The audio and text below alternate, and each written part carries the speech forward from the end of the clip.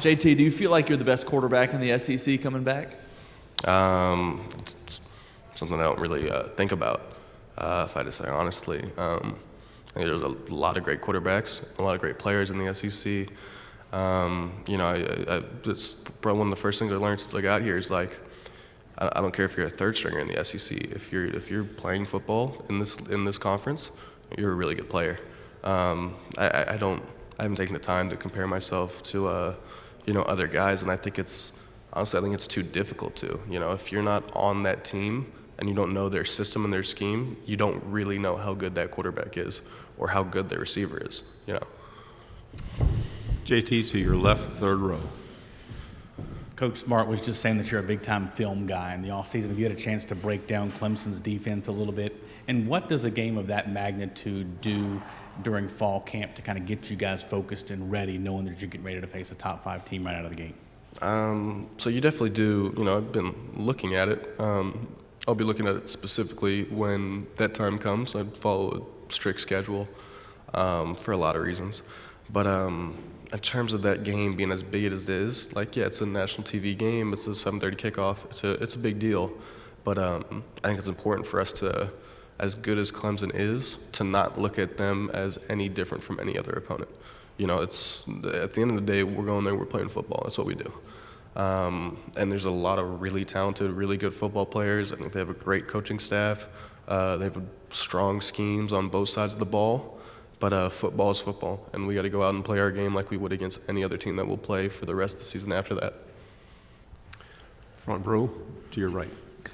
JT, when you look ahead to 2021, how exciting is it knowing that it'll be more of a normal season, playing in front of full stadiums again in the SEC, as opposed to last year where you were quarter full most of the time? Yeah, that's probably what I'm most excited for, honestly. I've never experienced a dog walk, and they said 30,000 people go there. I've never seen that before. I think the closest was when we played away at Texas my freshman year. That was pretty packed. But I've never played in the environment where it's it was ridiculous last year for me to see, even at 25%, when the fourth quarter hits and we do all the red lights and all that stuff. People go crazy at those games. It's awesome to see, and I haven't got to see it full capacity yet, so I can't wait.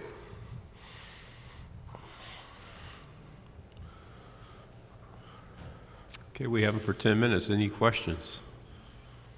We have a starting quarterback here. Okay, on your right, second row.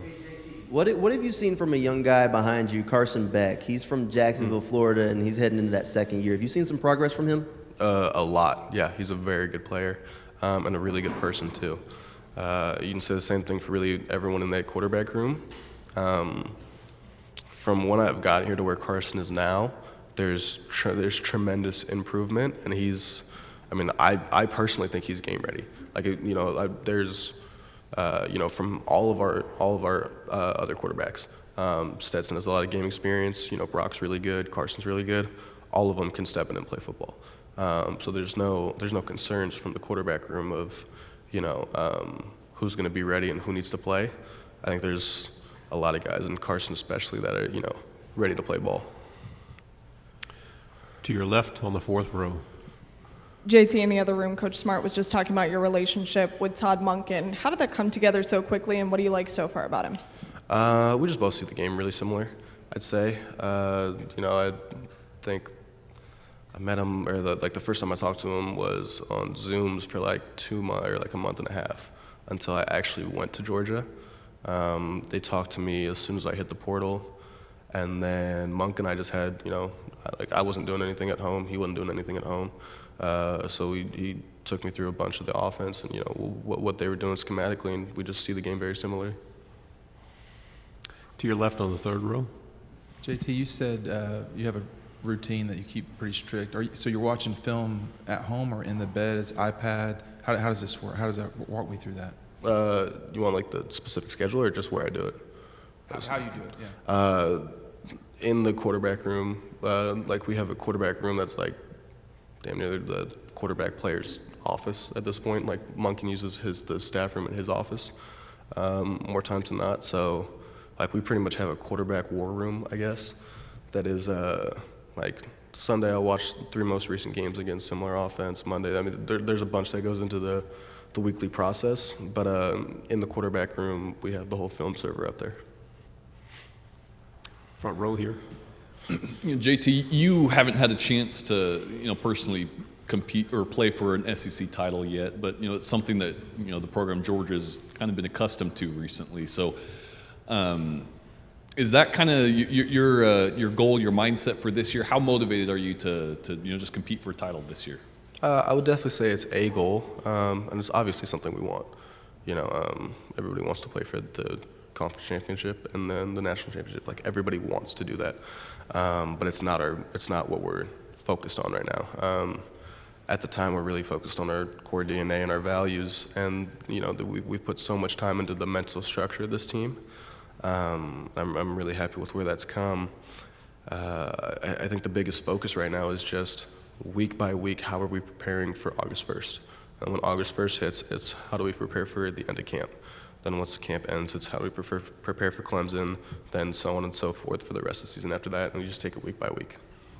Stay on the left side in the back row, please.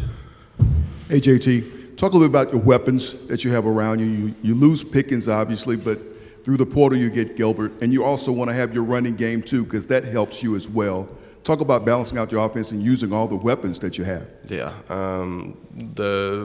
as an offense, I think we have the best problem you can have, which is there's only one ball. There's so many guys that you just don't normally have on a roster, where as an offense you have like pretty much every receiver. You have 3 deep at receiver that could all play and are both talented enough and mentally ready to where they could be in the game, and it's no different than your ones. You have a good 2-3 deep at line. You have like 6 running backs that you can go in and play. You have 4 quarterbacks that I would all trust to play. You have so many guys that are football ready that it's something to be said about how the coaching staff develops and how the guys here work. We'll go to your left, the 4th row. What do you think the potential of this offense is, and what do you think its biggest strength is going to be this fall? I'd say the biggest strength is the versatility you have, and I'd say how well we can do simple when we're at our best. There's a lot to be said about having a complex, schematic approach, but at our best, we do simple better than the people we're playing against, and that's the plan. And in terms of versatility, like I just was talking about, there's just so many guys that you can put in so many places that can execute. I'd say that's your biggest strengths from your offense. 2nd row on the left. JT, I don't know how much you've had time to work with Eric Gilbert, but what are your early impressions of him? Yeah, that's like the 5th time I've been asked that, and it's the same answer. Eric there's a lot of guys that are really talented that like football, and there's a lot of guys, and there's a select few like Eric that are talented and love football. He spends hours with the receiver and tight end coach. He asks me a bunch of questions. He takes the time to learn the signals, learn what he's got to do, and really learn the game itself, and it's really impressive to see that someone that has what he has by birth, because he has a lot of people just beat by birth, and then he combines that with being a weekend worker, and he's a film watcher, and he likes to learn what he learns. So he's the best of both worlds in terms of your physical and your mental game. We have time for 2 questions. We'll go here on the 2nd row, and then we'll end on the 3rd row. JT, your first game of the season is against Clemson. How much will that set the tone, I guess? One game, can that set the tone for the entire season when you go up against Clemson? It really should not, just being the fact that it is just one game. It's your week 1 game. Like, your week 1 game matters no matter who it's against. And ours is against Clemson, like a really good top 5 guaranteed team. A lot of talent on that team, a lot of talent on our team. Like, it's a big matchup, and there's going to be a lot of hype around it. But I think it's really important for both teams' futures to keep perspective and matter that it's the week 1 game. Like, you can lose your week 1 game and have a great season. You can win your week 1 game and have a terrible season. Neither really. Like, it's just the week 1 game of the regular season. As fun as it's going to be and as exciting as it is to compete against a really good team, it's the week 1 game. Final question on your left, 3rd row. Hey JT, so going into last season, you were recovering from a torn ACL. So what was your mindset bouncing back from this injury, and how has this affected your mindset going into this season? So it was difficult. I wasn't ready week one. I wasn't even cleared week one. Then after that, there's the whole process of, playing on getting as many reps as I could, whether that was through scout team or whatever it was, just to get reps to, be healthy and game ready. So there was a lot that I had to learn about myself, about the process of, like, you feel like you're ready mentally, but your knee's just not ready, and it's just not working out for you at the time. I think all that really did was it was strong adversity, which I think was important for my personal development and helping me put things in perspective. Alabama has a record number of open jobs. Find yours at your local career center.